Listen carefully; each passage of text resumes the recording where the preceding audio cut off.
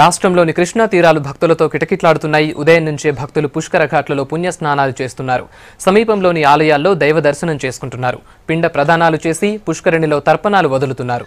తొలి రోజు కృష్ణా పుష్కరాలకు వస్తున్న స్పందనపై మహబూబ్ నగర్ జిల్లా బీచుపల్లి ఘాట్ నుంచి మరిన్ని వివరాలు సౌమ్య అందిస్తారు.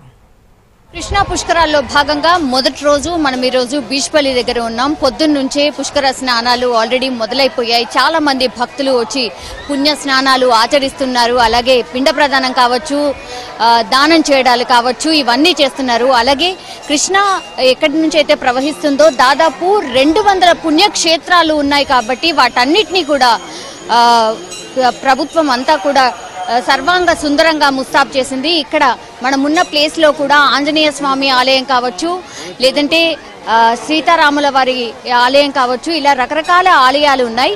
అయితే ఇక్కడ ఉన్నటువంటి ఆలయాల విశిష్టత ఏంది, అలాగే ఆంజనేయ స్వామి ఇక్కడ ఎలా ప్రతిష్ఠింపబడ్డాడు అనేది తెలియజేయడానికి మాతో పాటు పంతులు గారు ఉన్నారు. వారిని అడిగి తెలుసుకుందాం. ఇక్కడ ఆంజనేయ స్వామి ప్రసిద్ధి కదండి, ఆయనని ఎలా ప్రతిష్ఠించారు, దాని చరిత్ర ఏంటి? పూర్వం వ్యాసరాయల వారని చెప్పి శ్రీకృష్ణదేవరాయల వారి గురువు గారండి. ఈ గురువు గారికి రోజు ఒక దేవాలయాన్ని, ఆంజనేయ స్వామి దేవాలయాన్ని నిర్మించడం ఆయనకి అలవాటుగా మారింది. అదేవిధంగా ఇక్కడికి ఆయనకి పూర్వకాలంలో అరణ్యంగా ఉన్నప్పుడు ఇక్కడికి వచ్చినప్పుడు ఆయన ఇక్కడ ఆంజనేయ స్వామి వారి యొక్క దేవాలయం ప్రతిష్ఠ చేయాలని చెప్పి ఆయనకి సంకల్పం కలిగింది. అదేవిధంగా సంకల్పంగానే ఆయన ఆ స్వామివారి యొక్క దేవాలయాన్ని నిర్మాణం చేసి ప్రతిష్ఠ చేశారు. ప్రతిష్ఠ చేయగానే మరి ముందుగా ఈ వ్యాసరాయల వారి యొక్క స్వప్నంలో స్వామివారు దర్శనమిచ్చి ఆంజనేయ స్వామివారు మరి నాకు ఇక్కడ దేవాలయం నిర్మించారు, ఈ దేవాలయంలో ముందుగా ఎవరైతే మరి నన్ను దర్శించుకోవడానికి వస్తారో వాళ్ళనే ఇక్కడ అర్చకులుగా నియమించమని చెప్పారు. అప్పటి నుంచి కూడాను మరి ఈ దేవాలయంలో ఆనాడు మొదటగా దర్శనం చేసుకోవడానికి వచ్చిన వాడు ఒక బోయేవాడు. ఆ విధంగా ఆ బోయేవాని పేరు బీచ్పల్లి అనే నామంగా ఇక్కడ పెట్టడం జరిగింది ఈ ఊరికి. అదేవిధంగా అప్పటి నుంచి ఈ ఊరిని బీచ్పల్లి అని పిలవడం జరుగుతుంది. ఇప్పుడు 12 రోజుల పుష్కరాల్లో భాగంగా మొదటి రోజు ఎలాంటి పూజలు చేస్తూ ఉంటారు?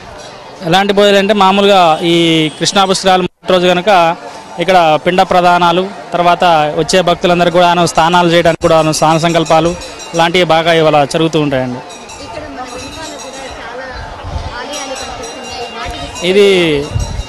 ఇది అంటే ఇక్కడ స్వామివారు ఆంజనేయ స్వామివారు ఉన్నారు కనుక ఆ యొక్క ఆంజనేయ స్వామి ఉన్నారు కనుక ఈ రాముల వారు ఆంజనేయ స్వామివారి యొక్క గురుగారైనటువంటి రాముల వారి దేవాలయం కూడా నిర్మించాలని చెప్పేసి ఇక్కడ ఒక సంకల్పం కలిగి ఇక్కడ రాముల వారి ఆలయం 2003లో నిర్మించడం జరిగింది. శివాలయం అనేది పురాతన నుంచి ఉందండి, దానికి మళ్ళీ వేరే కొత్తగా నిర్మించారు దేవాలయాలు. ఈ పుష్కరిణి అనేది మొన్న 2003లోనే ఇది కూడా ప్రతిష్ఠించడం జరిగింది. అది 2003 సంవత్సరంలో ఎప్పుడైతే పుష్కరాలు వచ్చాయో అప్పుడే ఆలయాలు కొన్ని నిర్మించి ఉన్నాయి. కానీ ఇక్కడ ఉన్నటువంటి ఫేమస్ ఆలయం ఏంటంటే ఆంజనేయ స్వామి ఆలయం.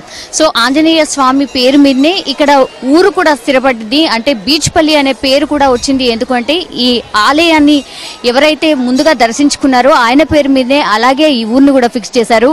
ఆ తర్వాత ఇక్కడ చూడొచ్చు కంప్లీట్గా కృష్ణమ్మ పరవళ్ళు తొక్కుతూ వెళుతోంది. ఎందుకంటే ఈసారి వర్షాలు చాలా పుష్కలంగా పడ్డాయి కాబట్టి ఎక్కడ కూడా నీళ్ళది కొరత లేకుండా గవర్నమెంట్ చూసింది. అలాగే మనకు ప్రకృతి కూడా తోడైంది అని చెప్పొచ్చు. ఎందుకంటే కృష్ణమ్మ అలా పారుతూ వెళ్ళిపోతోంది. ఆ పుష్కరిణిలో స్నానం చేస్తూ కూడా భక్తులందరూ కూడా పునీతులు అవుతున్నారు.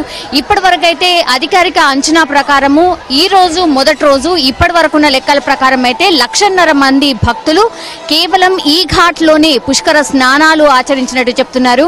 అలాగే ఈ చుట్టుపక్కల ఇంకా చాలా ఘాట్స్ ఉన్నాయి. మహబూబ్ నగర్, నల్గొండలో మాత్రమే కృష్ణమ్మ పరవళ్ళు తొక్కుతూ ఇక్కడ ప్రవహిస్తుంది కాబట్టి అక్కడ ఉన్నటువంటి ఘాట్లన్నీ కూడా కిక్కిరిసిపోయి కనిపిస్తున్నాయి. భక్తులందరూ కూడా పుష్కరిణిలో స్నానం ఆచరించి అలాగే ఇక్కడ ఉన్నటువంటి దేవాలయాల్ని దర్శించుకుంటూ వాళ్ళకి ప్రార్థనలు చేస్తూ పునీతులు అవుతున్నారు. 12 రోజుల పాటు దేవాలయాలు కావచ్చు, ఇక్కడ ఉన్నటువంటి ఘాట్స్ కావచ్చు భక్తులతో కిటకిటలాడబోతున్నాయి. అందుకు తగ్గట్టు ఏర్పాట్లు కూడా గవర్నమెంట్ అయితే చేసింది.